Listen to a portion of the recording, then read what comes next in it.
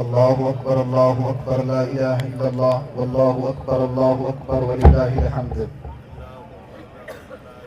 إن الحمد لله نحمده ونستعينه ونستغفره ونعوذ بالله من شرور أنفسنا ومن سيئات أعمالنا. من يهده الله فلا مضل له ومن يضلل فلا هادي له. وأشهد أن لا إله إلا الله وحده لا شريك له وأشهد أن محمدا عبده ورسوله. يا أيها الذين آمنوا اتقوا الله حق تقاته ولا تموتن إلا وأنتم مسلمون. يا أيها الناس اتقوا ربكم الذي خلقكم من نفس واحدة وخلق منها زوجها وبث منهما رجالا كثيرا ونساء. واتقوا الله الذي تساءلون به والأرحام إن الله كان عليكم رقيبا.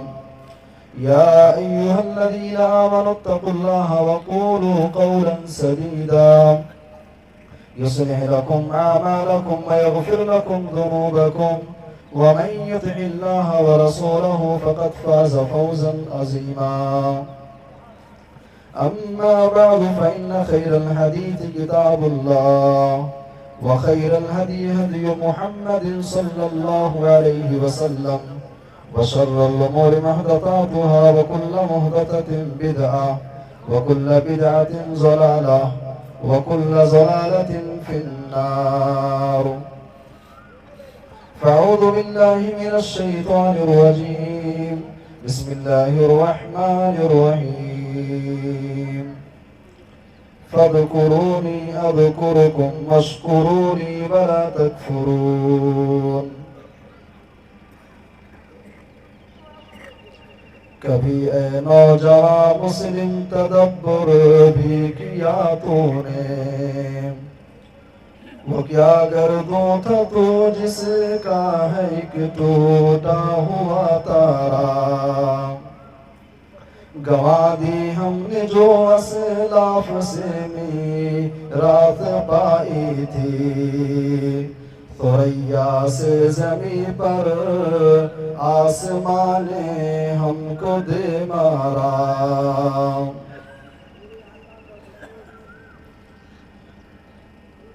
معزز حاضرین، دینی و اسلامی بھائیوں، قوم و ملت کے ہونہار نوجوانوں، اللہ تبارک و تعالیٰ کے فضل و احسان سے ایک بار پھر رمضان کا مہینہ ہماری زندگی کے اندر آیا اور ہم سے رخصت بھی ہوا. عید کی نماز ابھی ادا کی گئی.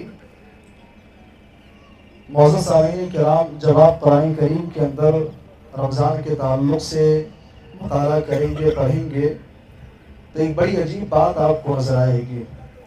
اللہ تبارک و تعالیٰ نے ماہ رمضان کا تذکرہ کرتے ہوئے فرمایا کہ ایام معدودات، اے ایمان والو، رمضان کا یہ مہینہ، ماہ رمضان کے یہ روزے گنتی کے چند دن ہیں. اللہ تعالیٰ نے رمضان کے روزوں کے بارے میں یہ کیوں کہا کہ یہ گنتی کے چند ایام ہیں؟ دراصل بتانا مقصد یہ ہے کہ رمضان کے ایام، رمضان کے روزے اتنے مختصر ہیں، گنتی کے چند ایام ہیں. رمضان کب شروع ہوگا، کب ختم ہو جائے گا، تم کو احساس بھی نہیں ہوگا. اور یقیناً ایسا ہی ہوتا ہے. ہر سال ہم دیکھتے ہیں رمضان شروع ہوتا ہے، رمضان ختم ہو جاتا ہے. خود اسی سال کا رمضان ایسا لگ رہا ہے کہ ابھی کل کی بات ہے، کل رمضان شروع ہوا تھا، آج عید کی نماز پڑھنے چلے آئے. تو رمضان کی حقیقت اللہ نے بیان کی ہے کہ رمضان کب آئے گا، کب ختم ہو جائے گا، تم کو احساس بھی نہیں ہوگا، شعور بھی نہیں ہوگا. لیکن میرے بھائیو اور دوستو، ماہ رمضان کا آنا اور رمضان کا چلا جانا، اس کے اندر ہمارے اور آپ کے لیے، دنیائے انسانیت کے لیے، مسلمانوں کے لیے بہت ساری عبرت کی چیزیں ہیں، بہت ساری نصیحت کی چیزیں ہیں. چند باتیں میں انشاءاللہ اسی مناسبت سے رکھنا چاہوں گا.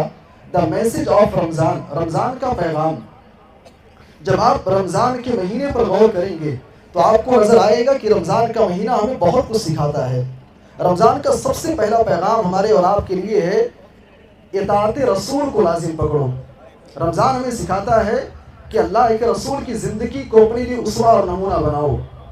رمضان کے مہینے کے اندر ہم دیکھتے ہیں سال کی 11 مہینے مسلمانوں کے گھروں کے اندر آپ کو سناٹا نظر آئے گا، لیکن رمضان کے مہینے کے اندر فجر سے پہلے آپ کو ہر مسلمان گھر کے اندر چہل پہل نظر آئے گی بھائی. سحری کرتا ہوا انسان دکھائی دے گا، فجر کی نماز کی ادائیگی ہوگی. فجر کی نماز کے بعد صبح سے لے کر کے شام تک ایک مسلمان روزے سے رہتا ہے، اور جیسے شام کا ٹائم ہوتا ہے پھر افطاری کرتا ہے. میرے بھائی اور دوستو، ماہ رمضان کی جتنی ایکٹیویٹیز ہیں، فجر سے پہلے سحری کرنا. ہم سحری کیوں کرتے ہیں؟ اس لیے کہ اللہ کے نبی صلی اللہ علیہ وسلم نے حکم دیا ہے. صبح سے لے کر کے شام تک ہم بھوکے رہتے ہیں، کیوں؟ اس لیے کہ اللہ کے رسول نے ہم کو یہی سکھلایا ہے. شام کا ٹائم ہوتا ہے ہم افطاری کرتے ہیں، بھائی کیوں کرتے ہیں؟ اس لیے کہ اللہ کے نبی کا یہ حکم ہے. مغرب کی نماز پڑھنے کے بعد، عشاء کی نماز ادا کرنے کے بعد ہم تراویح کی نماز کیوں پڑھتے ہیں بھائی؟ اس لیے کہ اللہ کے نبی صلی اللہ علیہ وسلم نے ہم کو یہی تعلیم دیا، یہی ہم کو سکھلایا ہے. یہ ساری کی ساری ایکٹیویٹیز ہمیں کہیں نہ کہیں اطاعت رسول کا پیغام دیتی ہیں. لیکن سوال یہ پیدا ہوتا ہے، کیا اطاعت رسول صرف سحری کرنے کے معاملے میں؟ کیا نبی کی اتباع، نبی کی اطاعت صرف روزہ رکھنے کے معاملے میں کی جائے گی؟ کیا نبی کی اتباع صرف افطاری کرنے میں، تراویح کی نماز ادا کرنے میں کی جائے گی؟ نہیں میرے بھائی اور دوستو، پیارے نبی صلی اللہ علیہ وسلم کی اتباع، رسول عالم صلی اللہ علیہ وسلم کی اطاعت ہمیں زندگی کے ہر ایک موڑ پر ہم کو کرنی ہے. اسی لیے اللہ نے فرمایا، لَقَدْ كَانَ لَكُمْ فِي رَسُولِ اللَّهِ أُسْوَةٌ حَسَنَةٌ. اے ایمان والو، تمہارے نبی کی زندگی تمہارے لیے آئیڈیل ہے، اسوہ ہے، نمونہ ہے. نبی صلی اللہ علیہ وسلم کی زندگی کے ہر ایک پہلو کے اندر، ہر ایک گوشے کے اندر تمہارے لیے بہت ساری نصیحت کی چیزیں ہیں. جب اللہ تعالیٰ نے یہ کہہ دیا نبی کی پوری زندگی تمہارے لیے آئیڈیل ہے، ہمیں نمازیں کیسے پڑھنی ہے نبی صلی اللہ علیہ وسلم کی زندگی دیکھ لو، شادی بیاہ کیسے کرنے ہیں نبی کی زندگی دیکھ لو، تجارت اور کاروبار کیسے کرنے ہیں جناب محمد رسول اللہ صلی اللہ علیہ وسلم کی زندگی آپ دیکھ لو. اللہ کے نبی کی پوری زندگی ہمارے لیے آئیڈیل ہے.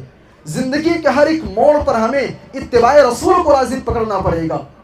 رمضان ختم ہونے کے بعد ابھی ہم نے 2 رکعت نماز جو پڑھی ہے، یہ خطبہ کیوں ہو رہا ہے بھائی؟ اس لیے کہ اللہ کے نبی کی تعلیمات ہیں. تو نبی صلی اللہ علیہ وسلم کی تعلیمات صرف رمضان تک محدود نہیں ہے، زندگی کے ہر ایک گوشے میں نبی کی اتباع کی جائے گی، کیونکہ اتباع رسول ہی وہ چیز ہے جو آپ کو دنیا کے اندر سربلندی عطا کرے گی. اتباع رسول ہی وہ چیز ہے جو مرنے کے بعد کل قیامت کے دن آپ کو میدان محشر کے اندر عزت و سربلندی عطا کرے گی. اتباع رسول ہی وہ چیز ہے جو میدان محشر کے اندر جناب محمد رسول اللہ صلی اللہ علیہ وسلم کے ہاتھوں سے جام کوثر آپ کو نصیب کرے گی. اتباع رسول ہی وہ چیز ہے جو آپ کو جنت الفردوس کے اندر داخلہ آپ کو دلوائے گی. میرے بھائی اور دوستو، کہنے کا مطلب یہ ہے، رمضان ہمیں اور آپ کو سب سے پہلا پیغام دیتا ہے، نبی کی اتباع، نبی کی اطاعت کو لازم پکڑو.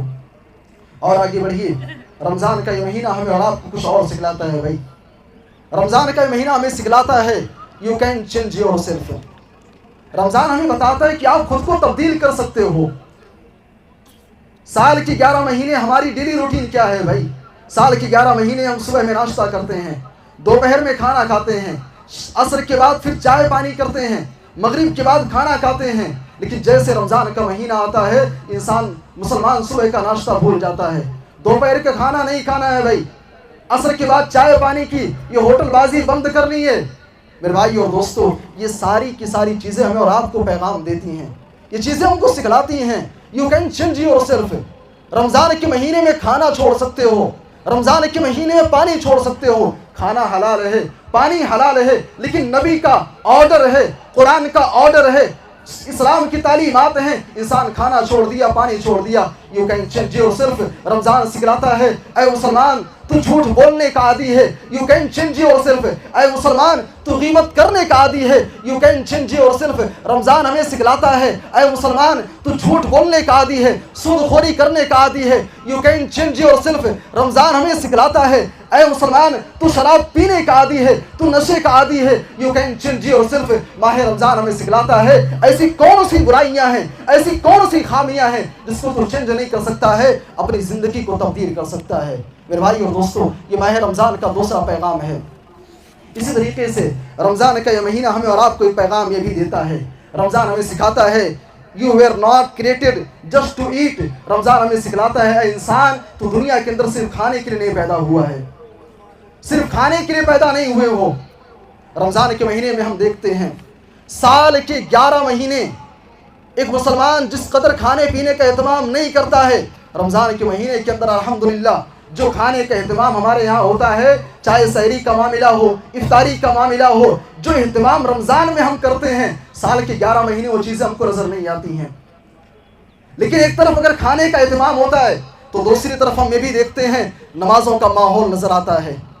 رمضان کے مہینے میں اگر کھانے کا خوب اہتمام ہوتا ہے تو یہ چیزیں ہم دیکھتے ہیں کہ مغرب کی نماز پڑھنے کے بعد، عشاء کی نماز پڑھنے کے بعد 1-1 گھنٹہ تراویح کا اہتمام بھی ہوتا ہے۔ رمضان میں اگر خوب کھانے کا اہتمام ہوتا ہے تو رمضان کے مہینے کے اندر ہم یہ بھی دیکھتے ہیں بہت سارے اللہ کے بندے رمضان کے آخری عشرے کے اندر اعتکاف میں بیٹھتے ہیں۔ رمضان میں اگر خوب کھانے کا اہتمام ہوتا ہے تو قیام اللیل بھی ہوتا ہے، قدر کی راتوں کی تلاش اور جستجو بھی ہوتی ہے۔ میرے بھائیو اور دوستو، ماہ رمضان ہمیں یہی سکھلاتا ہے، اے ابن آدم، اے مسلمانوں، دنیا کے اندر صرف کھانے کے لیے نہیں گئے ہو، صرف کھانے کے لیے نہیں آئے ہو، انجوائے کرنے کے لیے نہیں آئے ہو، صرف مستی کرنے کے لیے نہیں آئے ہو۔ خوب کھاؤ، انجوائے کرو، مستی کرو، زندگی گزارو، لیکن ساتھ ہی ساتھ یاد رہے رب کا اصول، قرآن کا یہ اصول یاد رہنا چاہیے، وَمَا خَلَقْتُ الْجِنَّ وَالْإِنسَ إِلَّا لِيَعْبُدُونِ۔ دنیا کے اندر آئے ہو تو رب کی بندگی کے لیے آئے ہو، اور رب کی بندگی کب تک کرنی ہے؟ شوال کا چاند دیکھنے تک نہیں، وَاعْبُدْ رَبَّكَ حَتَّىٰ يَأْتِيَكَ الْيَقِينُ۔ بڑے افسوس کی بات ہے رمضان کا چاند دیکھ کر کے ہم نمازیں شروع کرتے ہیں اور شوال کا چاند دیکھ کر کے نمازیں چھوڑ دیتے ہیں۔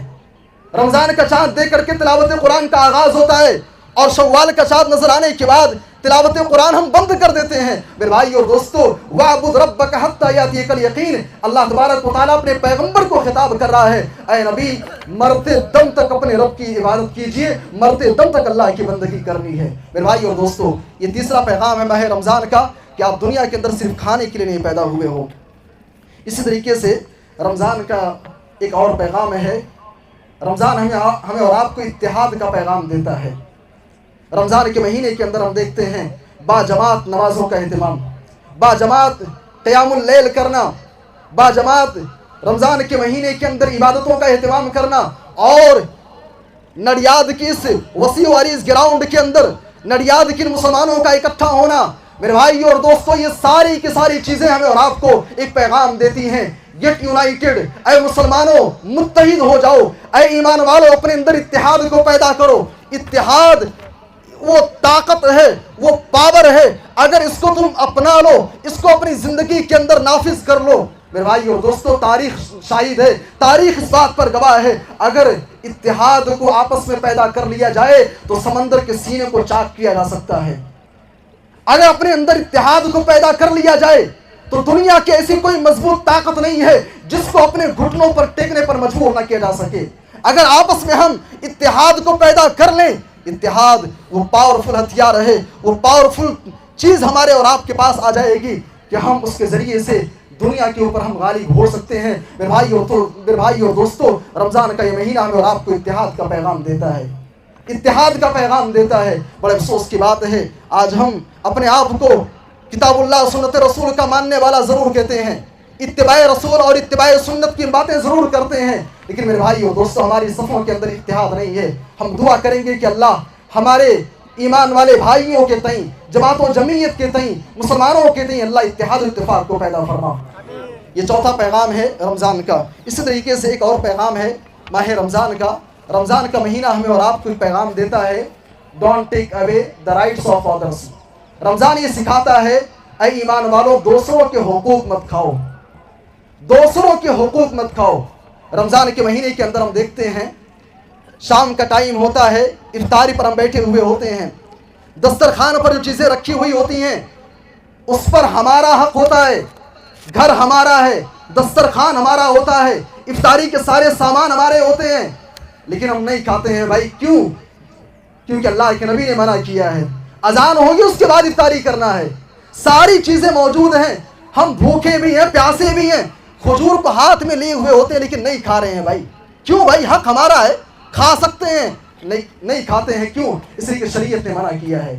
میرے بھائی اور دوستو، رمضان کی ایکٹیویٹی ہمیں بتلاتی ہے، اے ایمان والو جب حق تمہارا ہے، مال تمہارا ہے، کھانا تمہارا ہے، نہیں کھا رہے ہو، اے غیرت مند مسلمانوں دوسروں کے حقوق پر دھاوا کیسے بول رہے ہو؟ دوسروں کے حقوق کیسے کھا رہے ہو؟ अपने भाई की दौलत को, अपने भाई की प्रॉपर्टी को हड़प कैसे कर रहे हो?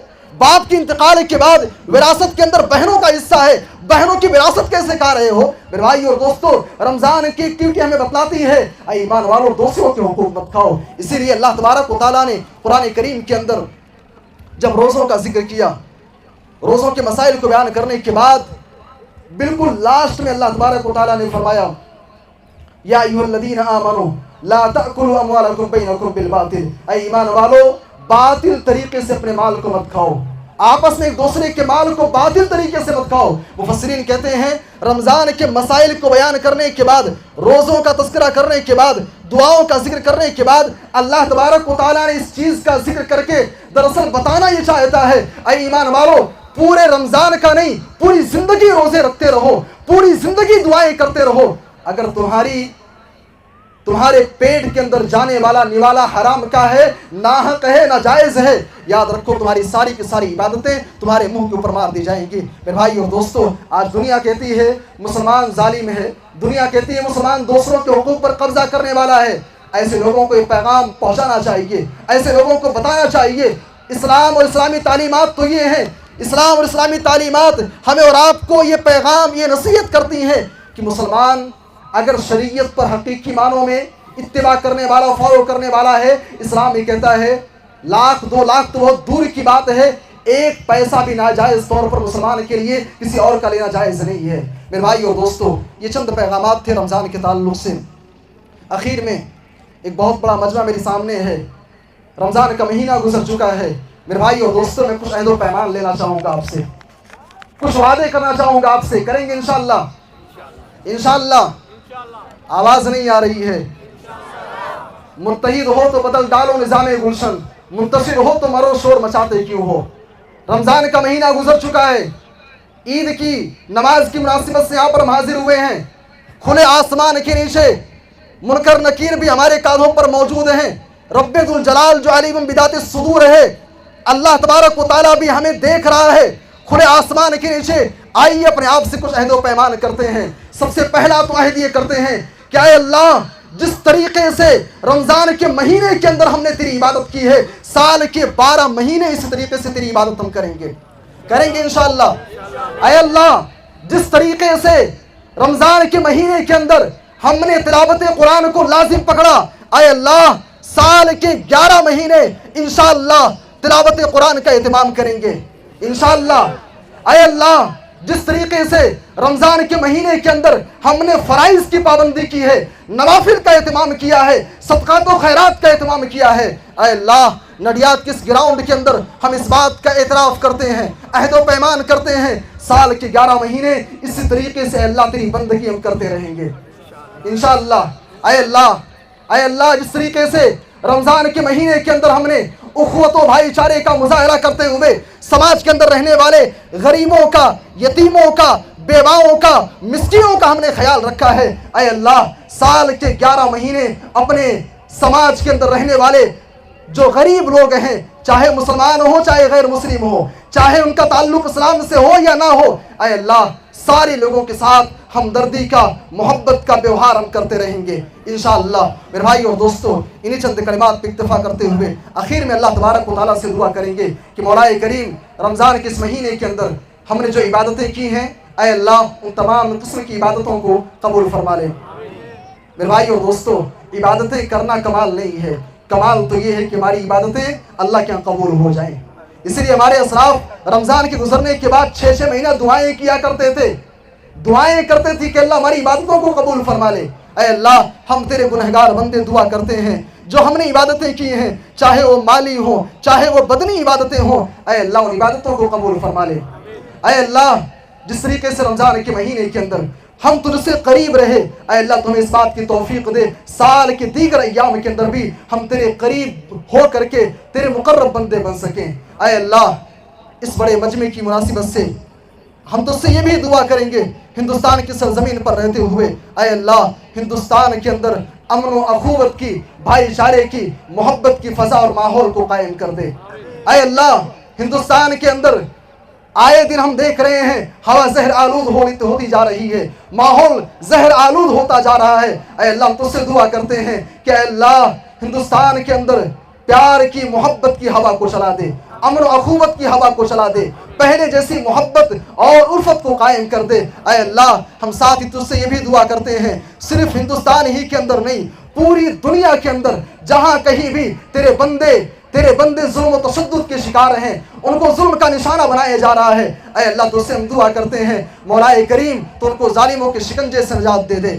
اے اللہ ہم تجھ سے دعا کرتے ہیں دنیا کے کسی بھی خطے میں, کسی بھی ملک کے اندر, کسی بھی کنٹری میں اگر کوئی شخص ظلم کر رہا ہے, کوئی ظالم ہے, کوئی ستمگر ہے, اے اللہ ہم دعا کرتے ہیں کہ ان ظالموں سے انتقام لے لے, ان ظالموں سے تو ہی بدلہ لے لے, ظالموں کو تباہ و برباد کر دے, ان کو ان کے انجام تک پہنچا دے. اے اللہ ان کو دنیا کے اندر ذلیل کر دے. اے اللہ دنیا کے اندر ان کو ذلت و رسوائی ان کی مقدر بنا دے.